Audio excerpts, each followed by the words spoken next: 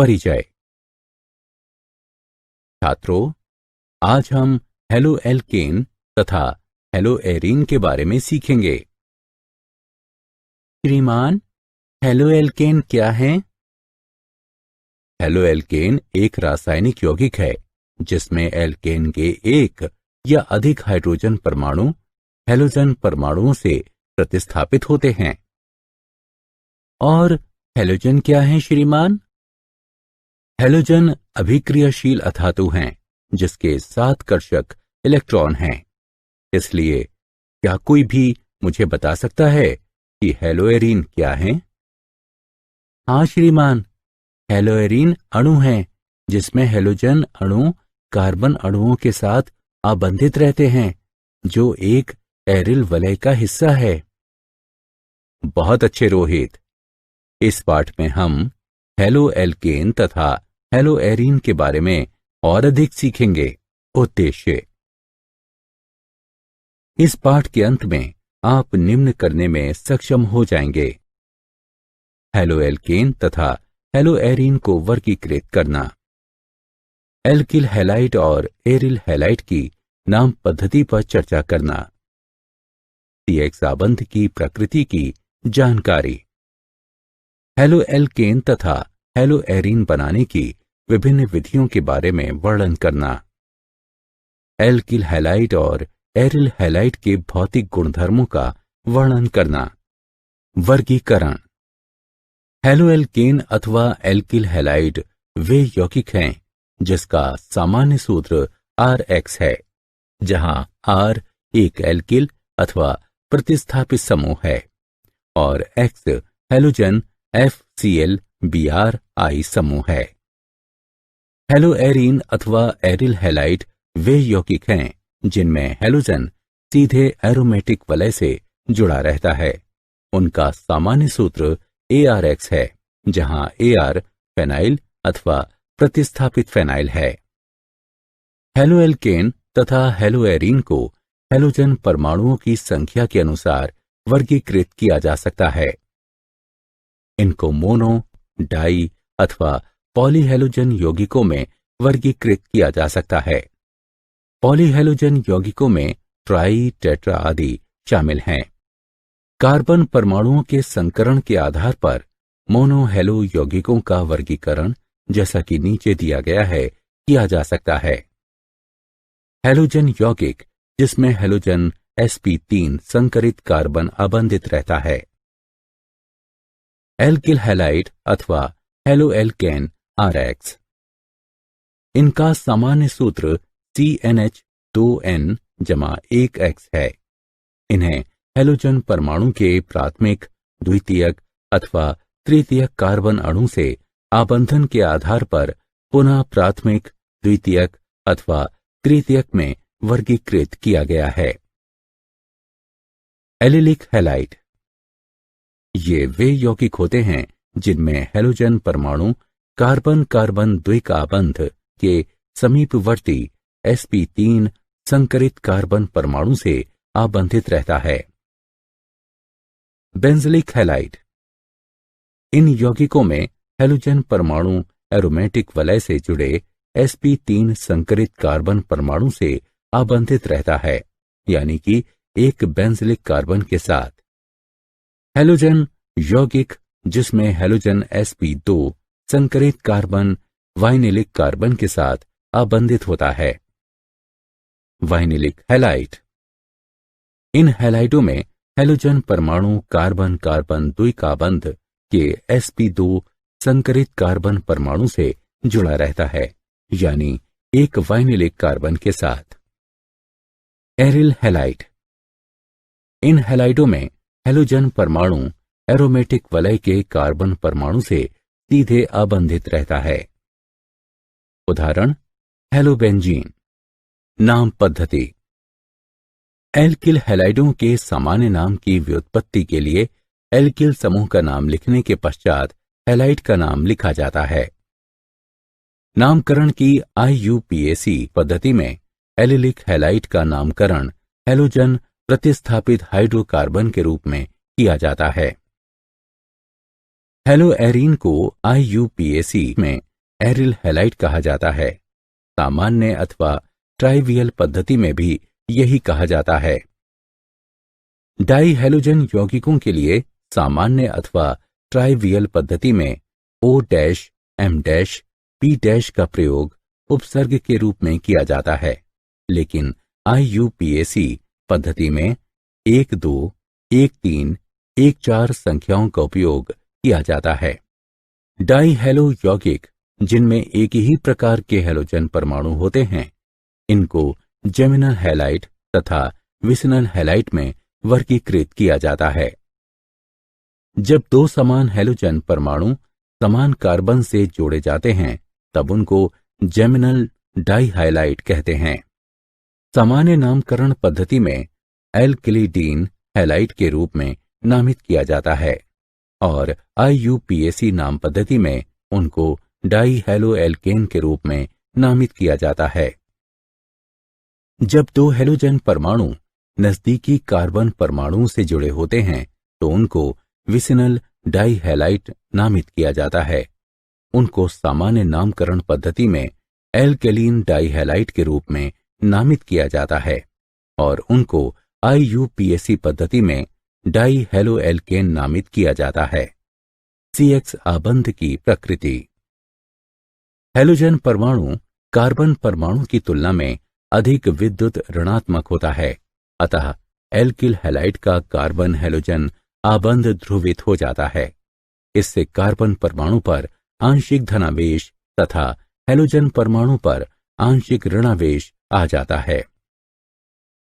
क्योंकि हैलोजन परमाणु का आकार बढ़ता जाता है, अतः समूह में नीचे की ओर फ्लोरीन से आयोडीन तक हैलोजन आबंध की लंबाई CF से CI तक बढ़ती जाती है। बनाने की विधियां। एल्कोहल से, जैसा कि रासायनिक अभिक्रियाओं में दिखाया गया है, एल्किल हैलाइड एल्कोहल से बनाए जा सकते हैं। एल्किल हैलाइड को उत्पादित करने की विभिन्न विधियां हैं।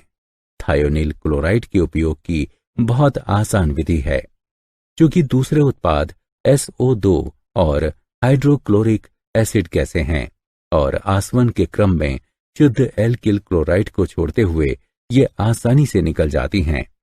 बनाने की विधियां।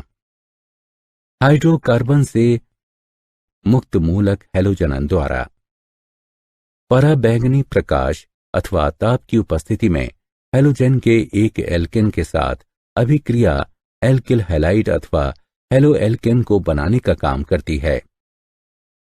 इलेक्ट्रॉन रागी प्रतिस्थापन द्वारा एरिल हैलाइड को लुईस अम्ल उत्प्रेरक की उपस्थिति में, जैसे कि आयरन अथवा आयरन 3, एरीन के हैलोजन इलेक्ट्रॉन रागी प्रतिस्थापन द्वारा बनाया जा सकता है। सैंडमायर अभिक्रिया। जब जलीय खनिज अम्ल में घुली एरोमेटिक एमीन को सोडियम नाइट्रेट के साथ अभिकृत किया जाता है, तब डाइजोनियम लवण बनते हैं। सैंडमायर अभिक्रिया द्वारा बने घोल को क्यूपरस क्लोराइड अथवा क्यूपरस ब्रोमाइड से मिश्रित किया जाता है, तब वो डाइजोनियम समूह को Cl अथवा Br द्वारा प्रतिस्थापित करता है। यदि हम डाइजोनियम समूह को क्यूपरस हैलाइड की बजाय आयोडीन द्वारा प्रतिस्थापित करें, तब हमें पोटेशियम आयोडाइड का उपयोग करते हैं। एल्कीनों से हाइड्रोजन हैलाइड के संयोजन द्वारा हाइड्रोजन हैलाइड से अभिक्रिया करने पर एल्कीन संगत एल्किल हैलाइड में परिवर्तित हो जाते हैं। हैलोजन संयोजन TCl4 में घुली ब्रोमीन के एल्कीन में डालने से परिणाम स्वरूप सन्निधि यानी विस डाइब्रोमाइड प्राप्त होता है। हैलोजन विनिमय एल्किल क्लोराइड ब्रोमाइड को शुष्क एसीटोन की उपस्थिति में अभिक्रिया कराने से एल्किल आयोडाइडों को बनाया जा सकता है। इस अभिक्रिया को फिंक्लेस्टाइन अभिक्रिया भी कहा जाता है। एल्किल फ्लोराइड को श्वार्ट्ज अभिक्रिया द्वारा बनाया जा सकता है, जिसमें एल्किल क्लोराइड ब्रोमाइड को धातु फ्लोराइड की उपस्थिति में गर्म किया जाता है। भौतिक गुणधर्म शुद्ध अवस्था में एल्किल हैलाइड रंगहीन होते हैं, परंतु ब्रोमाइड तथा विशेषकर आयोडाइड प्रकाश के संपर्क में आने पर रंगीन हो जाते हैं। गलनांक एवं क्वथनांक।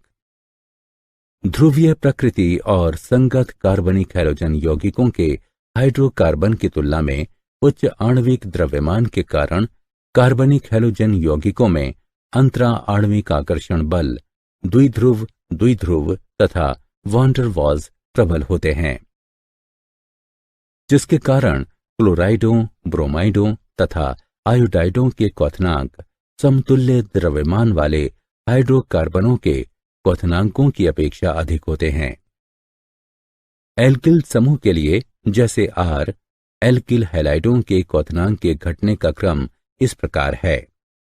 Ri का उच्चतम क्वथनांक होता है, RBr, RCl और RF का क्वथनांक क्रमशः घटता जाता है। गलनांक एवं क्वथनांक। समावयवी एल्किल हैलाइडों के लिए गलनांक शाखन के साथ घटता है। यह इसलिए है क्योंकि पृष्ठ क्षेत्र को शाखन श्रृंखला घटाती है और परिणामतः अंतरा अणुक आकर्षण बलों को भी घटाती है। समावयवी डाइहेलोबेंजीन के क्वथनांक लगभग समान होते हैं। समावयवी डाइहेलोबेंजीन का गलनांक पूरी तरह भिन्न है। पैरा समावयवी का गलनांक मोटे तौर पर ऑर्थो तथा मेटा समावयवी की तुलना में 70 से 100 डिग्री उच्चतर रहता है। पैरा समावयवी का उच्च गलनांक समित संरचना के कारण है, जो इसको क्रिस्टल लैटिस यानी जालक के लिए अच्छी तरह फिट बनाता है। घनत्व। एल्किल क्लोराइड सामान्यतः पानी से हल्के होते हैं, जबकि ब्रोमाइड और आयोडाइड भारी होते हैं। उनके घनत्व Ri बड़ा है, RBr बड़ा है RCl से, जो क्रम में है। फिर भी पॉलीक्लोराइड पानी से भारी होता है। घुलनशीलता। हैलोजन एल्केन पानी में अल्प विलय है। हैलोजन एल्केन को पानी में घोलने के लिए हेलो एल्केन अणुओं और पानी अणुओं के बीच आबंध को तोड़ने के लिए ऊर्जा की आवश्यकता होती है। जब हेलो एल्केन अणुओं और पानी अणुओं के बीच आबंध बनते हैं, तब बहुत कम ऊर्जा मुक्त होती है, जिसके कारण से हेलो एल्केन पानी में अल्प विलय होते हैं। हेलो एल्केन कार्बनिक विलायकों में घुलनशील होते हैं, जैसे कि ईथर एल्कोहल और बेंजीन, क्योंकि इनमें मुक्त हुई तथा आवश्यक ऊर्जा बराबर होती है। क्या आप जानते हैं, हेलो एल्केन का प्रयोग लौ धीमा करने, अग्निशामक यंत्रों, रेफ्रिजरेटर्स, प्राणोदकों, विलायकों और दवाइयों में किया जाता है। बहुत से हेलोकार्बन घातक, प्रदूषण कारक और विषाक्त होते हैं। उदाहरण क्लोरोफ्लोरोकार्बन सारे अंटार्कटिका में ओजोन परत के अवक्षय में अग्रणी हैं। सारांश। आइए हमने जो कुछ सीखा है उसे संक्षेप में दोहराएं। हेलो एल्केन वे यौगिक हैं जिनका प्रतीक RX है, जहां R एक एल्किल अथवा प्रतिस्थापित एल्किल समूह है और X हैलोजन FCl BrI है। हेलो एल्केन वे यौगिक हैं जिनमें हैलोजन सीधे एक एरोमेटिक वलय के साथ लगा रहता है। सामान्य नाम पद्धति में एल्किल हैलाइड को हैलोजन से लगे एल्किल समूह के नाम और हैलाइड का नाम जोड़कर नामांकित करते हैं। IUPAC नाम पद्धति की पद्धति में एल्किल हैलाइड को हैलोजन प्रतिस्थापित हाइड्रोकार्बन के रूप में नामित किया जाता है। एल्किल हैलाइड को एल्कोहल, हाइड्रोकार्बन और हैलोजन विनिमय द्वारा बनाया जा सकता है।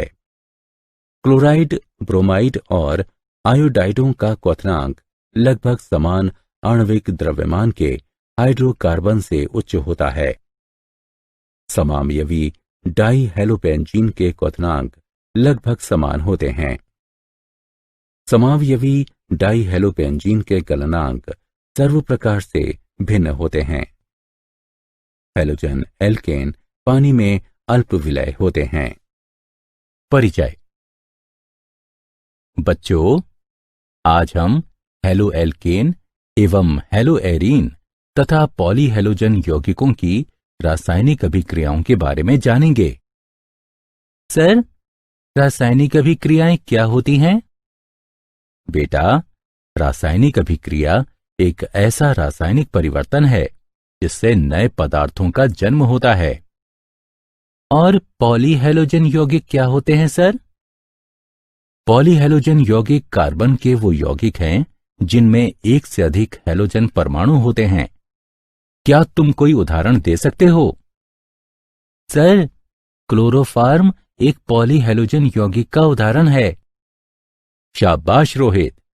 अब हम हेलो एल्केन एवं हेलो एरीन की रासायनिक अभिक्रियाओं के बारे में विस्तार से जानेंगे। उद्देश्य। इस पाठ के अंत में आप निम्न करने में सक्षम हो जाएंगे।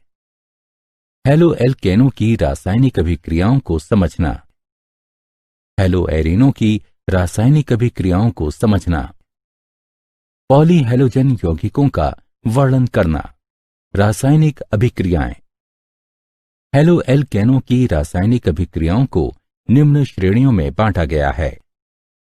नाभिकरागी प्रतिस्थापन, निराकरण अभिक्रियाएं तथा धातुओं के साथ अभिक्रिया। नाभिकरागी प्रतिस्थापन अभिक्रियाएं ऐसी अभिक्रिया जिसमें एक परमाणु या परमाणुओं का समूह एक नाभिकरागी द्वारा प्रतिस्थापित किया जाता है, नाभिकरागी प्रतिस्थापन अभिक्रिया कहलाती है। हेलो एल्केनों में हेलोजन परमाणु कार्बन परमाणु से आबंधित होता है। क्योंकि हेलोजन परमाणु कार्बन से अधिक वैद्युत ऋणावेशित होता है, इसलिए कार्बन और हेलोजन के बीच ध्रुवीय प्रकृति का आबंध बनता है। कार्बन परमाणु पर उपस्थित आंशिक धनावेश के कारण नाभिकरागी इलेक्ट्रॉन की कमी वाले कार्बन से अभिक्रिया करता है, जिसके परिणाम स्वरूप कमजोर नाभिकरागी हैलाइड आयन विस्थापित हो जाता है।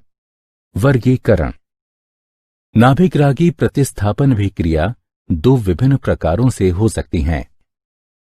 द्विअणुक नाभिकरागी प्रतिस्थापन अभिक्रिया SN2। इस अभिक्रिया का एक मुख्य उदाहरण एक्वस सोडियम हाइड्रोक्साइड द्वारा मेथिल ब्रोमाइड का हाइड्रोलिसिस है, जिसमें हाइड्रोक्साइड आयन ब्रोमीन आयन को प्रतिस्थापित कर देता है। गति अध्ययनों से ज्ञात होता है कि इस अभिक्रिया की दर दोनों अभिक्रियकों एल्काइल हैलाइड एवं हाइड्रोक्साइड आयन की सांद्रता पर निर्भर करती है, अर्थात दर निर्धारण पद में दोनों अभिक्रियक जिम्मेदार है। इस व्यवस्था के अनुसार हेलोजन वर्ग वाले कार्बन पर नाभिकरागी पीछे की दिशा अर्थात अवशिष्ट समूह के ठीक उलट दिशा से हमला करता है। हाइड्रोक्साइड आयन इलेक्ट्रॉन के एक युग्म को कार्बन में प्रविष्ट कराता है। इस इलेक्ट्रॉन के युग्म के साथ जिसने ब्रोमीन को कार्बन परमाणु से आबंधित किया हुआ था, ब्रोमीन दूर हटना आरंभ कर देती है। अभिक्रियाशीलता क्रम में प्राथमिक हैलाइड सबसे पहले, तत्पश्चात द्वितीयक हैलाइड और सबसे अंत में तृतीयक हैलाइड आते हैं। एकाण्विक नाभिकरागी प्रतिस्थापन SN1।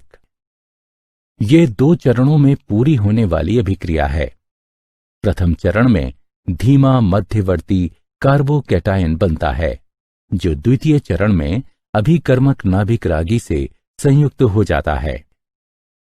उदाहरणार्थ, प्रथम चरण में ध्रुवीय कार्बन एवं हेलोजन अर्थात ब्रोमीन आबंध के धीमे विदलन के परिणाम स्वरूप कार्बोकैटायन एवं ब्रोमाइड आयन उत्पन्न होते हैं। द्वितीय चरण में इस प्रकार निर्मित कार्बोकैटायन पर नाभिकरागी के द्वारा आक्रमण होता है और प्रतिस्थापन अभिक्रिया पूर्ण होती है। अभिक्रिया प्रथम कोटि की बल गतिकी का अनुसरण करती है। SN1 एवं SN2 अभिक्रियाओं में एल्किल हैलाइड की अभिक्रियाशीलता का क्रम निम्न प्रकार है। नाभिक रागी प्रतिस्थापन अभिक्रियाओं के त्रिविम रासायनिक पहलू। समतल ध्रुवित प्रकाश एवं ध्रुवण गुणकता। कुछ यौगिकों के विलयन में से समतल ध्रुवित प्रकाश गुजारे जाने पर ये इसे घूर्णित कर देते हैं। ऐसे यौगिकों को ध्रुवण घूर्णक यौगिक कहते हैं। ध्रुवणमापी नामक उपकरण से इस घूर्णन की दिशा एवं मात्रा को मापा जा सकता है। यदि यौगिक समतल ध्रुवित प्रकाश को दाईं ओर घड़ी की सुई की दिशा में घुमा देता है तो उसे दक्षिण ध्रुवण घूर्णक अथवा डी रूप कहते हैं। इसे घूर्णन कोण से पूर्व धनात्मक चिन्ह द्वारा प्रदर्शित करते हैं। यदि यौगिक समतल ध्रुवित प्रकाश को बाईं ओर घड़ी की सुई की विपरीत दिशा में घुमा देता है तो उसे वाम ध्रुवण घूर्णक अथवा एल रूप कहते हैं। इसे घूर्णन कोण से पूर्व ऋणात्मक चिन्ह द्वारा प्रदर्शित करते हैं। इस प्रकार के धन तथा ऋण समावयवियों को ध्रुवण समावयवी कहते हैं तथा इस परिघटना को ध्रुवण समावयवता कहते हैं। नाभिक रागी प्रतिस्थापन अभिक्रियाओं के त्रिविम रासायनिक पहलू। आणविक असम्मितता, कायरलता एवं प्रतिबिंब रूप। यदि कार्बन परमाणु से जुड़े सभी प्रतिस्थापी भिन्न हों तो परिणामी अणु की सम्मितता भंग हो जाती है। ऐसे कार्बन परमाणु को असम्मित कार्बन परमाणु या त्रिविम केंद्र कहते हैं। अणु की असम्मितता इस प्रकार के कार्बन यौगिकों में ध्रुवण घूर्णन के लिए उत्तरदायी होती है। वो वस्तु जो अपने दर्पण प्रतिबिंब पर अधिरोपित नहीं होती कायरल कहलाती है तथा इस गुण को कायरलता कहते हैं। एक कायरल वस्तु को द्विसम्मित भी कहते हैं। उदाहरण के लिए दायां एवं बायां हाथ असम्मित है और अधिरोपण योग्य नहीं है। वे वस्तुएं जो अपने दर्पण प्रतिबिंब पर अधिरोपित हो जाती हैं एकायरल कहलाती हैं। जिन समावयवियों का संबंध परस्पर अध्यारोपित न हो सकने वाले दर्पण प्रतिबिंबों की तरह होता है उन्हें प्रतिबिंब रूप कहते हैं। प्रतिबिंब रूपों के भौतिक गुण जैसे गलनांक, क्वथनांक, विलयता, अपवर्तनांक आदि समान होते हैं। इनके ध्रुवण घूर्णक की मात्रा समान परंतु चिन्ह विपरीत होते हैं। दो प्रतिबिंब रूपों के समान अनुपात में मिश्रण का ध्रुवण घूर्णन शून्य होगा क्योंकि एक समावयवी के द्वारा वाम दिशा में उत्पन्न घूर्णन को दूसरा समावयवी दक्षिण दिशा में घूर्णन द्वारा निरस्त कर देगा। इस प्रकार के मिश्रण को रेसिमिक मिश्रण कहते हैं। प्रतिबिंब रूप के रेसिमिक मिश्रण में परिवर्तित होने की प्रक्रिया को रेसिमीकरण कहते हैं। धारण। यदि किसी ध्रुवण घूर्णक में अभिक्रिया के दौरान तथा बाद में त्रिविम केंद्र से आबंधित कोई बंध नहीं टूटता है तो ऐसी अभिक्रिया को विन्यास के धारण के साथ संपन्न होना कहते हैं। प्रतिलोमन, धारण तथा रेसिमीकरण। एक असम्मित कार्बन परमाणु पर किसी अभिक्रिया के 3 प्रकार के परिणाम प्रतिलोमन, धारण तथा रेसिमीकरण होते हैं। विलोपन अभिक्रिया। जब बीटा हाइड्रोजन परमाणु युक्त हेलो एल्केन को पोटेशियम हाइड्रोक्साइड के साथ गर्म किया जाता है तो इसके परिणाम स्वरूप एल्किल हैलाइड्स में से बीटा हाइड्रोजन परमाणु का विलोपन होता है और एक एल्कीन उत्पाद के रूप में प्राप्त होती है। इस अभिक्रिया को डिहाइड्रोहेलोजिनेशन कहते हैं। सेज़जेफ नियम। विलोपन अभिक्रियाओं में अक्सर एल्काइलेटेड एल्कीन मुख्य उत्पाद के रूप में सामने आती है। एल्काइलेटेड एल्कीन की स्थिरता इसकी कम ऊर्जा के कारण संभव हो पाती है। एल्किल वर्ग के हाइपर कॉन्जुगेशन प्रभाव के कारण उत्पाद की ऊर्जा कम करने में मदद मिलती है। धातुओं से अभिक्रिया। हेलो एल्केन धातुओं से अभिक्रिया कर संबंधित कार्बधात्विक यौगिक का निर्माण करते हैं। हेलो एल्केन की निर्जल ईथर की उपस्थिति में मैग्नीशियम धातु से अभिक्रिया कर एल्काइल मैग्नीशियम हैलाइड का निर्माण होता है, जिन्हें ग्रीनयार अभिक्रिया कहते हैं। वुड्स अभिक्रिया। वुड्स अभिक्रिया में दो एल्किल हैलाइड परमाणु सोडियम धातु से निर्जल ईथर की उपस्थिति में अभिक्रिया करके एक नया कार्बन कार्बन आबंध बनाते हैं और इस प्रकार एक सममित एल्केन का जन्म होता है। हेलोएरीन्स की रासायनिक अभिक्रियाएं। नाभिक रागी प्रतिस्थापन। नाभिक रागी प्रतिस्थापन के लिए एरिल हैलाइड बहुत कम अभिक्रियाशील होते हैं, क्योंकि अनुनाद प्रभाव। हेलोएरीन में अनुनाद के कारण CX आबंध में आंशिक द्विबंध के गुण आ जाते हैं, जिसके फलस्वरूप हेलोएल्केन की तुलना में हेलोएरीन्स में आबंध विदलन अधिक कठोर होता है। इसलिए हेलोएरीन्स नाभिक रागी प्रतिस्थापन अभिक्रिया के लिए कम अभिक्रियाशील होते हैं। CX आबंध में कार्बन परमाणु के संकरण में अंतर। हेलोएल्केन में हेलोजन से जुड़ा कार्बन परमाणु sp3 संकरित होता है, जबकि हेलोएरीन्स में हेलोजन से जुड़ा कार्बन परमाणु sp2 संकरित होता है। इसके कारण हेलोएल्केन में आबंध की लंबाई हेलोएरीन की तुलना में अधिक होती है। क्योंकि बड़े आबंध की तुलना में छोटे आबंध को तोड़ना कठिन होता है, इसलिए हेलोएरीन हेलोएल्केन की तुलना में कम अभिक्रियाशील होते हैं। फेनिल धनायन का अस्थायित्व। फेनिल धनायन के अस्थायित्व के कारण हेलोएरीन्स नाभिक रागी प्रतिस्थापन अभिक्रिया के लिए कम अभिक्रियाशील होते हैं। संभावित प्रतिकर्षण के कारण इलेक्ट्रॉन धनी नाभिक रागी के इलेक्ट्रॉन धनी एरीन की ओर जाने की संभावना कम हो जाती है। हाइड्रॉक्सिल समूह के द्वारा प्रतिस्थापना। 623 केल्विन ताप तथा 300 वायुमंडलीय ताप पर जलीय सोडियम हाइड्रोक्साइड के साथ गर्म करने पर क्लोरोबेंजीन सोडियम फिनॉक्साइड उत्पन्न करती है, जो अम्लीकरण के उपरांत फिनॉल देता है। आर्थो तथा पैरा स्थिति में शक्तिशाली इलेक्ट्रॉन अपनयक समूह NO2 के उपस्थित होने पर एरिल हैलाइड की नाभिक रागी प्रतिस्थापन अभिक्रिया के लिए अभिक्रियाशीलता बढ़ जाती है।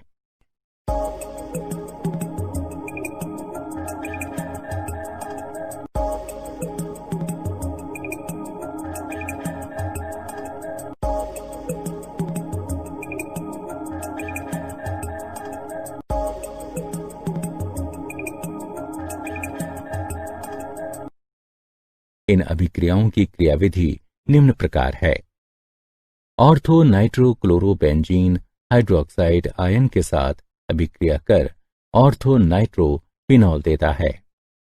पैरा नाइट्रोक्लोरोबेंजीन हाइड्रोक्साइड आयन के साथ अभिक्रिया कर पैरा नाइट्रोफिनॉल देता है।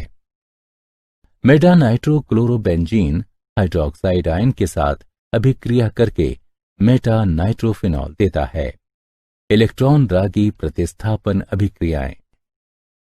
हेलोएरीनों में ऑर्थो तथा पैरा स्थितियों पर इलेक्ट्रॉन रागी प्रतिस्थापन अभिक्रियाएं होती हैं, क्योंकि इन स्थितियों में हेलोबेंजीन के अनुनादित संरचनाओं पर इलेक्ट्रॉन घनत्व सबसे अधिक होता है।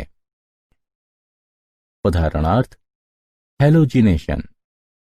जब क्लोरोबेंजीन मिश्रण को क्लोरीन के साथ मिलाकर फेरिक क्लोराइड डालते हैं तो 1,2 डाई क्लोरोबेंजीन अल्प उत्पाद एवं 1,4 डाई क्लोरोबेंजीन मुख्य उत्पाद के रूप में उत्पन्न होते हैं। नाइट्रेशन। जब क्लोरोबेंजीन मिश्रण को नाइट्रिक अम्ल के साथ मिलाकर सांद्र सल्फ्यूरिक अम्ल डालते हैं तो 1 क्लोरो 2 नाइट्रोबेंजीन अल्प उत्पाद एवं 1 क्लोरो 4 नाइट्रोबेंजीन मुख्य उत्पाद के रूप में उत्पन्न होते हैं। सल्फोनेशन। जब क्लोरोबेंजीन मिश्रण को सांद्र सल्फ्यूरिक अम्ल के साथ मिलाते हैं तो 2 क्लोरोबेंजीन सल्फोनिक अम्ल अल्प उत्पाद एवं 4 क्लोरोबेंजीन सल्फोनिक अम्ल मुख्य उत्पाद के रूप में उत्पन्न होते हैं। फ्रीडेल क्राफ्ट अभिक्रियाएं। जब क्लोरोबेंजीन मिश्रण को क्लोरोमीथेन के साथ मिलाकर उसमें निर्जल एल्यूमिनियम क्लोराइड के कुछ टुकड़े डालते हैं तो ये अभिक्रिया करके 1 क्लोरो 2 मीथिल बेंजीन अल्प उत्पाद एवं 1 क्लोरो 4 मेथिल बेंजीन मुख्य उत्पाद के रूप में उत्पन्न करता है। जब क्लोरोबेंजीन मिश्रण को एसीटाइल क्लोराइड के साथ मिलाकर उसमें निर्जल एल्यूमिनियम क्लोराइड के कुछ टुकड़े डालते हैं तो यह अभिक्रिया करके 2 क्लोरोएसीटोफिनोन अल्प उत्पाद एवं 4 क्लोरोएसीटोफिनोन मुख्य उत्पाद के रूप में उत्पन्न करता है। धातुओं के साथ अभिक्रिया। वुर्त्ज फिटिंग अभिक्रिया।